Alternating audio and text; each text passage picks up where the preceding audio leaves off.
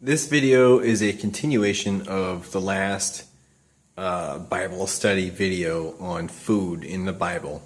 This one is the subject of clean versus unclean food.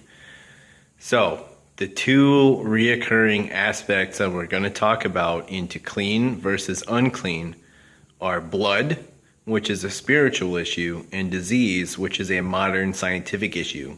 Again, and I don't know if I've said it before, but these videos are not just for Christians. This is for everyone.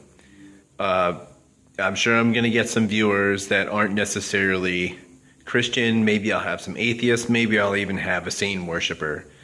And that's cool. You know, God gives you free will. You can be whoever you want to be, believe whatever you want to believe. But this applies to everyone, not just Christians. But mainly it's a shout out for Christians, and if you aren't a Christian and you're not a fan of Christians, feel free to hold this against them when they're not doing what they're supposed to do, because they are supposed to be doing what they're supposed to be doing. Okay, so clean versus unclean. The two issues, the reoccurring themes are blood and disease. Blood and disease, okay? Blood is a spiritual thing, and disease, it's also a modern scientific thing. And disease is definitely a modern scientific thing.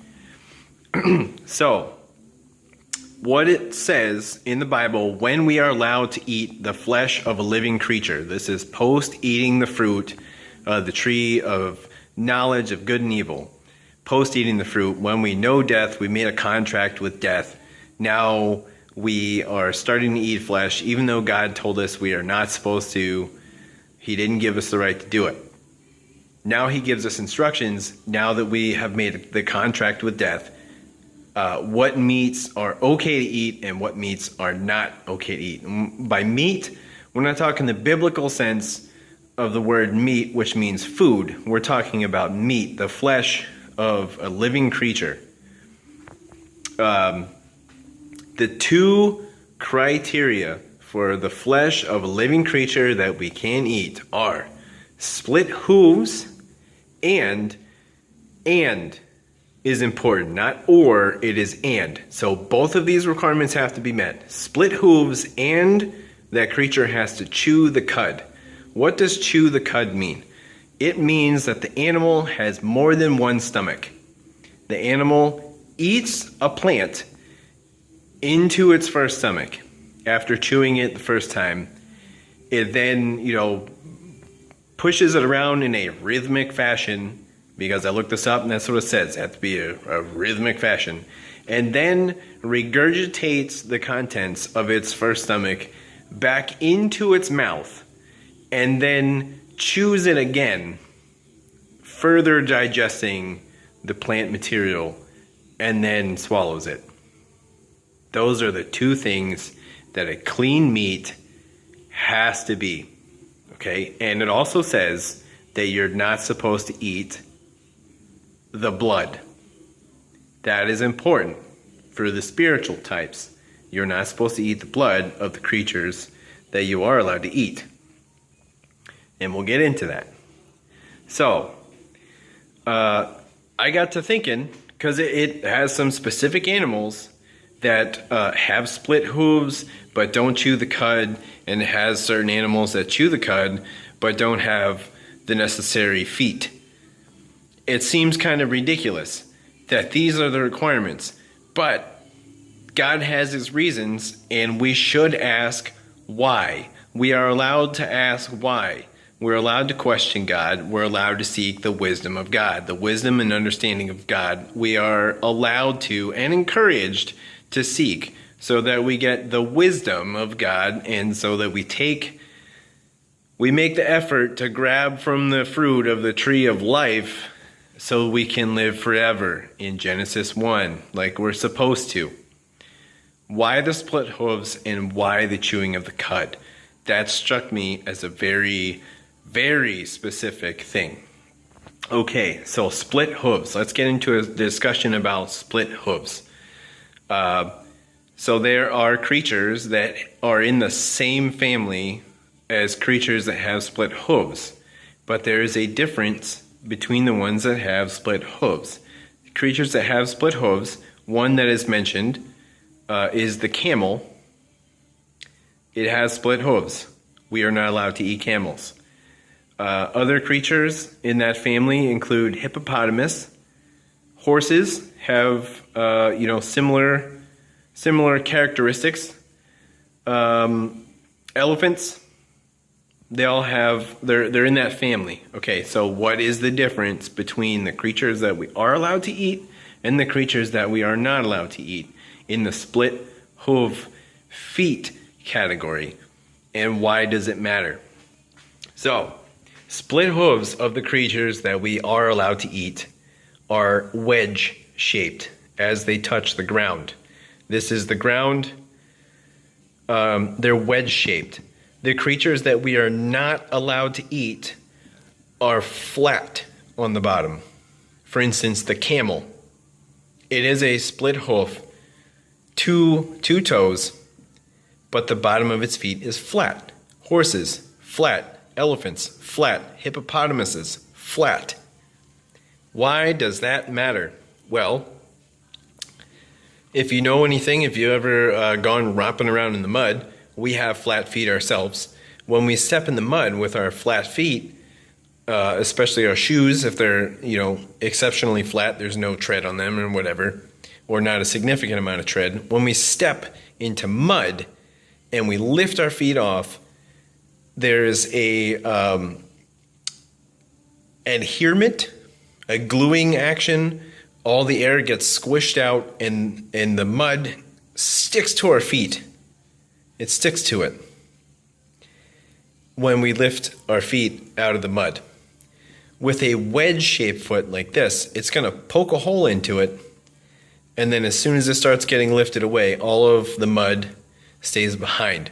So, that being said, for creatures that are anywhere near filth, disease, which creates toxins that will kill us. Any creatures that create disease have toxins, and if we eat the creatures that have toxins, they will kill us. It's unclean. They have germs, disease. God is, I don't want to say a germaphobe, but a bit of a germaphobe. Those things, if you do any biblical research, in the Old Testament, the high priests that were allowed to come into God's tent in the center of, the Jewish people, they had to go through a specific regimen that cleansed them from bodily fluids. And what's carried in the bodily fluids? That's the disease, the germs. In bodily fluids, diseases, germs, bacteria, they all run rampant. So that is, again, blood and disease, the common themes. Okay, so a wedge-shaped toenails are going to not keep the mud on there. They're not going to keep the mud and the filth. Animals that are in the mud, they poop and pee everywhere. It gets into the mud. It holds in the mud. Down south here in the United States, you can't swim in a pond, because of flesh-eating bacteria and stuff like that. And where does the flesh-eating bacteria live? In the mud, in the filth, where all the food is, where they grow. So if that stuff gets on you, it's going to infect you and spread toxins and disease. What happens from animals that have this, modern speaking, this is an issue in modern meat. Even animals that we are allowed to eat that are kept in close proximity to each other while they're being bred for agricultural purposes, including lambs and sheeps, the animals that we are allowed to eat, they're too close together and they live in their own filth.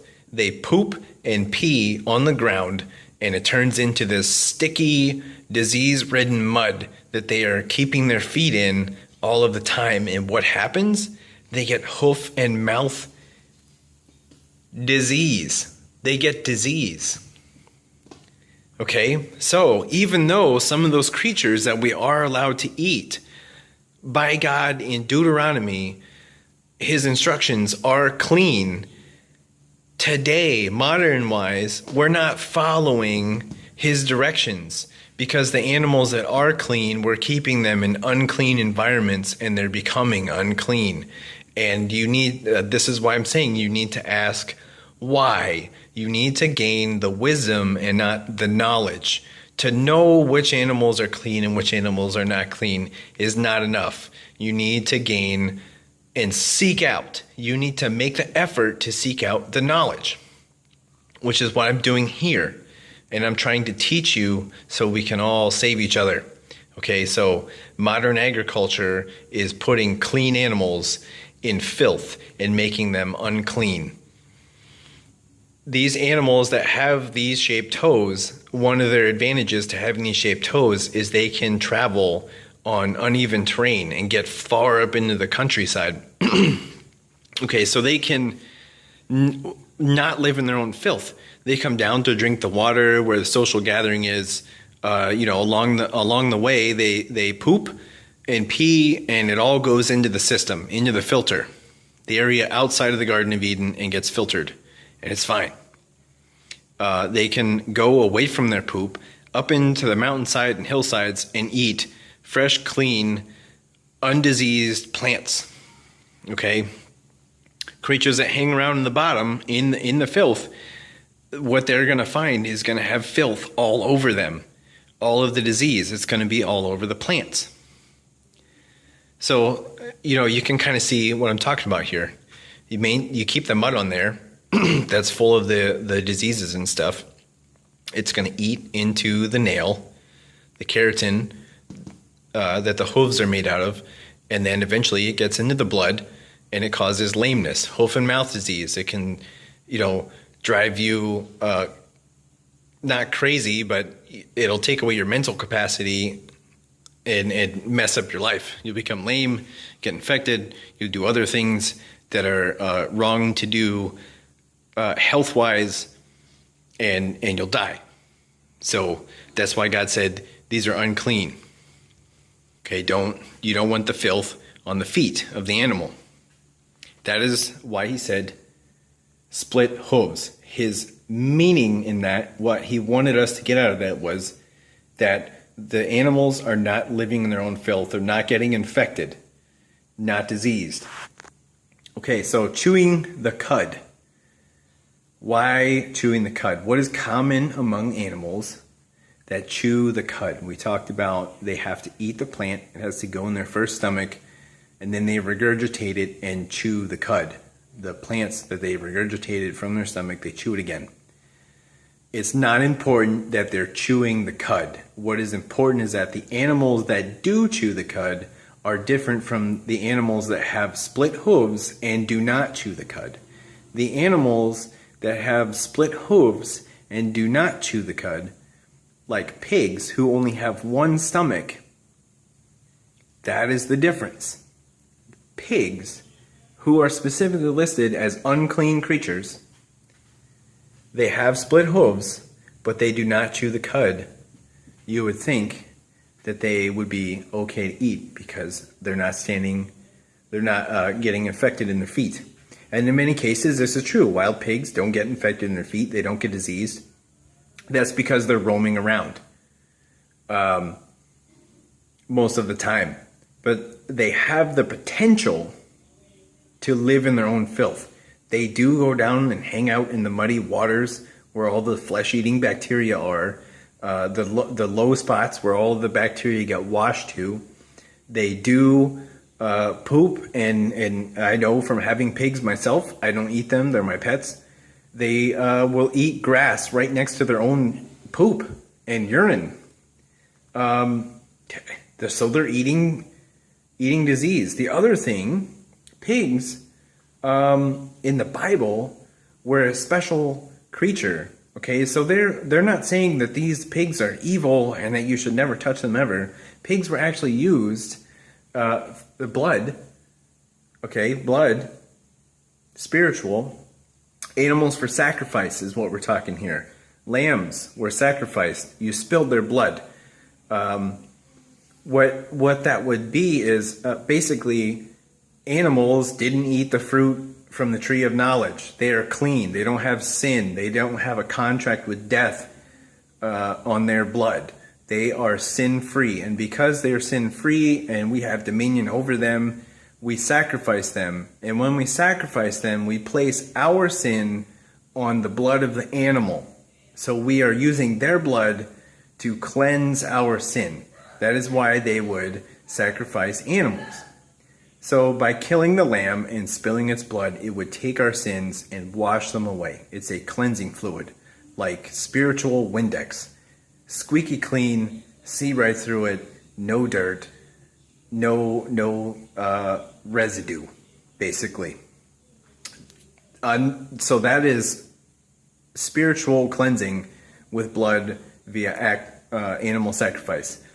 Another form of spiritual cleansing using animals is placing your sin on the animal and sending it out about the land. And what animal would they use? Pigs. They would use pigs. They would put their sin on the soul of the pig and send it out into the land. I'm not sure why they would do that, but they would. Okay, so if you ate a pig in the Old Testament and it was sent out into the land, it might possibly have sin in its blood, in its spirit. The spirit is the blood, the life. It might have the sin of somebody else on it. And if you're eating that, you're getting some blood in your mouth, you're getting the sin in your mouth, you're becoming one with that sin. So that's why you don't eat the pig. Another reason why you don't eat the pig is because they hang out in filth. That is the difference. Most of the animals with split hooves, lambs, goats, deer is listed on the animals that we can't eat. They don't hang about in their own filth. They travel the land vast distances, eating fresh plants that are not diseased. They don't stand in their own shit. Okay?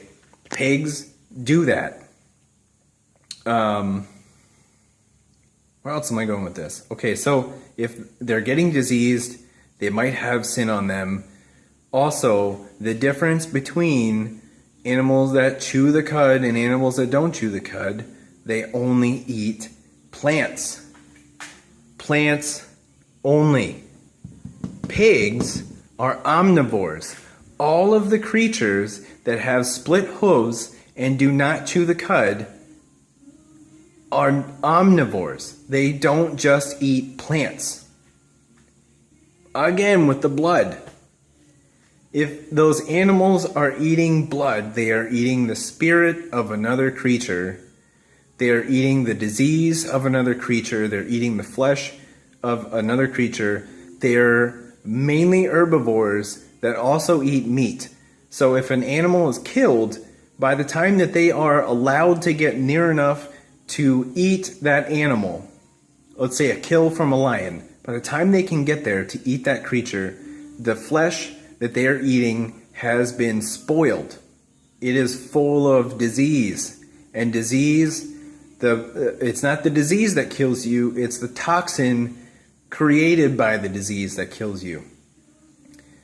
So pigs, I know from owning them as pets, and because they're pets, I'm trying to keep them alive.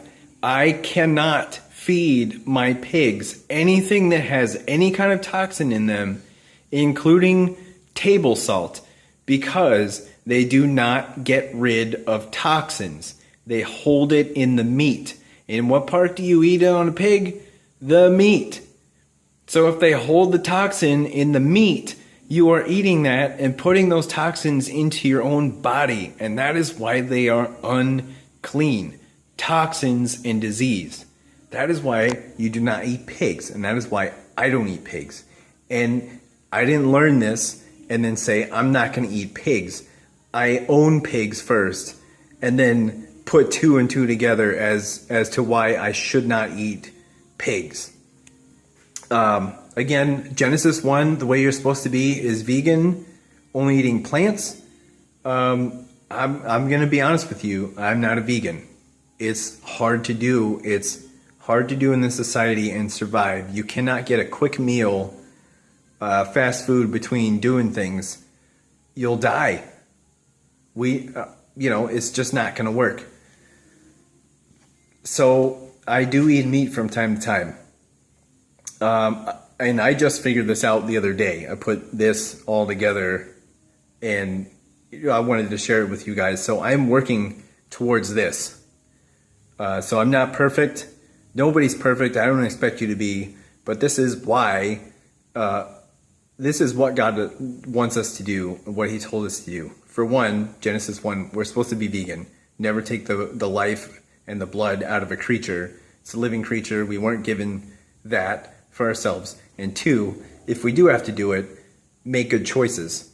And these are the good choices. And this is why the good choices. At least some things to think about. God didn't say these things. I'm putting two and two together. I was wondering why, and I knew, I had the knowledge, and instead of just knowing, I wanted the wisdom of God. So I seeked it out, and I found it, and here it is, and I'm sharing it with the whole world. If you're Christian, this is how you are supposed to be eating, and that is all for this video. I hope you guys found this informative. I hope you guys have an outstanding day. Don't forget to like, share, and subscribe, and praise God. I'm out.